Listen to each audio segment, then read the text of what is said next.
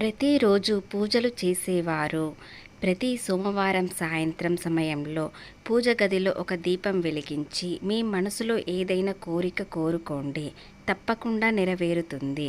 ఎందుకంటే ప్రతి సోమవారం సాయంత్రం సమయంలో శివపార్వతులు భూమిపై తిరుగుతూ ఉంటారు. అలాగే సాయంత్రం సమయంలో తులసిని పూజిస్తే మీ ఇంటి చుట్టూ దేవతలు సంచరిస్తారు. తులసి కోటలో దీపం వెలిగించి తులసి మొక్కను నమస్కరించుకుంటే ధనధాన్యాలు లోటు ఉండవు. ఇకపోతే రాత్రి నిద్రించే ముందు చీపురును నిటారుగా నిలబెట్టకూడదు. మనలో చాలామంది ఆడవారు రాత్రి సమయంలో ముగ్గులు వేస్తూ ఉంటారు.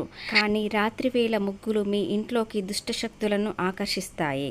సాయంత్రం 5:45 దాటిన తర్వాత ఎట్టి పరిస్థితుల్లోనూ ఇంటి ద్వారము మూసివేయకండి. లక్ష్మీదేవి ఇంట్లోకి అడుగు పెట్టాలంటే ప్రతిరోజు సాయంత్రం సమయంలో ఇంట్లో కాస్త పసుపు నీళ్లు చల్లండి.